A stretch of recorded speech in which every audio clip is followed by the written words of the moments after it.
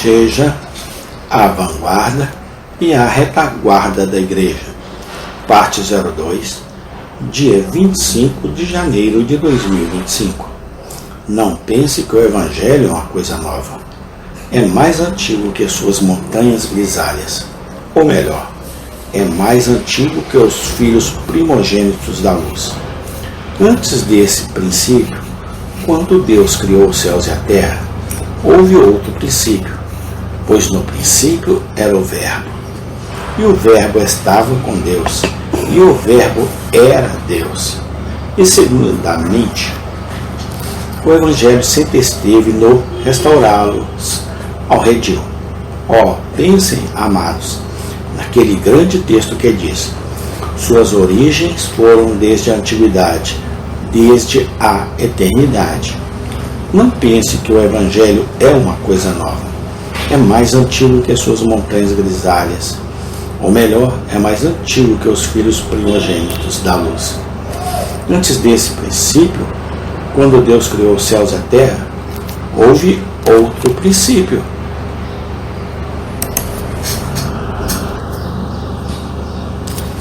E, seguramente, o Evangelho sempre esteve na palavra, pois Jesus foi colocado na frente eterna como grande cabeça da aliança da graça. Eis, então, o glorioso Jeová na trindade de suas pessoas, trilhando as profundezas sem caminho da eternidade, para que um caminho para seus eleitos possa ser preparado aqui. Ele foi antes de nós. Tenha outra visão do caso. Jeová irá adiante de ti. Ele não foi diante de sua igreja em atos e ações. Perigosa tem sido a jornada da igreja desde o dia em que ela deixou o paraíso até agora.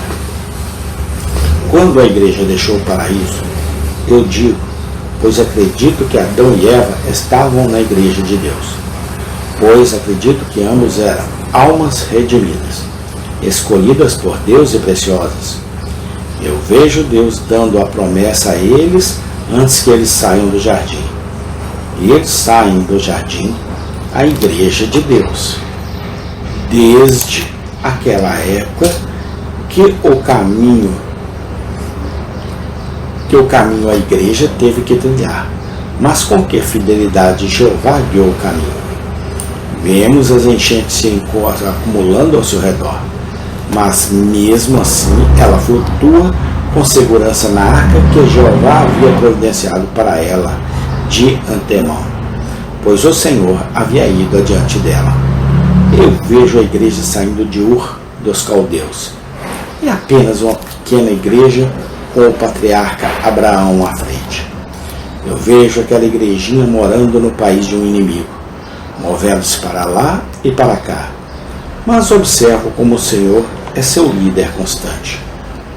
Quando eles foram de uma nação para outra, de um reino para outro povo, ele não permitiu que ninguém os fizesse mal. Sim, ele repreendeu reis por causa deles, dizendo: não toque meu ungido e não faça mal aos meus profetas. Vejo a igreja depois descendo para a terra dos faraós cruéis. Foi uma parte negra de sua peregrinação, pois ela estava indo para o açoite do capataz e para o calor da fornalha ardente.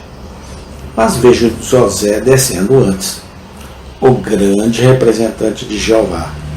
José desceu ao Egito e disse: Deus me enviou adiante de vocês para providenciar um lugar para vocês no tempo da fome. Assim canta o salmista. Enviou diante deles um homem, José, que foi vendido por servo, cujos pés feriram com grilhões. Foi posto em ferro.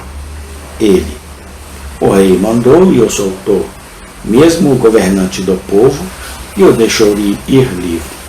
Ele o fez senhor ou sua casa, e governante de todos seus bens, para amarrar seus príncipes a seu bel prazer, e ensinar sabedoria a seus senadores. Israel também entrou no Egito, e Jacó peregrinou na terra de Cã. Mas agora a igreja tem que sair do Egito, e Deus ainda vai diante dela. mas fez o seu próprio povo sair como ovelhas, e os guiou no deserto como um rebanho. E ele os conduziu com segurança, para que não temessem. Mas o mar subjugou seus inimigos. O mar vermelho está diante deles. Jeová vai na frente e seca o mar. O deserto deve então ser trilhado. Jeová marcha na frente e espalha o maná com as duas mãos. Ele divide a rocha e envia uma corrente viva. Por 40 anos a igreja vagueia por lá. Jeová está com eles. O pilar de nuvem de fogo os conduz por toda a jornada. E agora eles chegam às margens do Jordão. Eles estão prestes a entrar na terra prometida. Jeová vai adiante deles e o Jordão é rechaçado, e as enchentes secam. Eles chegaram ao país dos poderosos, os filhos de Anak, homens que eram da raça dos gigantes. Mas Jeová havia ido adiante deles. A vespa e a pestilência foram enviadas, de modo que, quando chegaram, disseram que era uma terra que comia seus habitantes. Pois o próprio Deus, com a espada e a pestilência, estava ceifando seus inimigos, para que pudessem ter uma vitória mais fácil. E ele os trouxe até a fronteira do seu santuário, até esta montanha que a sua destra comprou. Ele expulsou os gentios de diante deles, e os repartiu uma herança por linha, e fez as tribos de Israel habitarem em suas tendas, até esta montanha que a sua destra comprou. Mas por que preciso passar por todas as páginas da história da Igreja de Deus nos dias da antiga dispensação? Não tem sido assim desde os dias de João Batista até agora? Irmãos, como vocês podem explicar os gloriosos triunfos da Igreja se negam ao fato de que Deus a precedeu? Vejo a Igreja emergir, por assim dizer, das entranhas de Cristo. 12 pecadores. O que eles devem fazer? Por que eles devem abalar o mundo, desarraigar velhos sistemas de paganismo que se tornaram veneráveis e cuja antiguidade parece uma garantia de que os homens e mulheres nunca renunciarão a eles. Esses homens e mulheres devem apagar o nome de Júpiter. Eles devem expulsar Vênus do seu trono licencioso. Eles devem derrubar o templo de Delfos, espalhar todos os oráculos e despir os sacerdotes. Esses homens devem derrubar um sistema e um império do erro que permaneceu por milhares de anos. Um sistema que trouxe em seu auxílio toda a filosofia do aprendizado e toda a pompa do poder. Esses 12 pescadores devem fazê-lo. E eles fizeram isso. Eles fizeram isso. Os deuses dos pagãos são escalados como palhaços.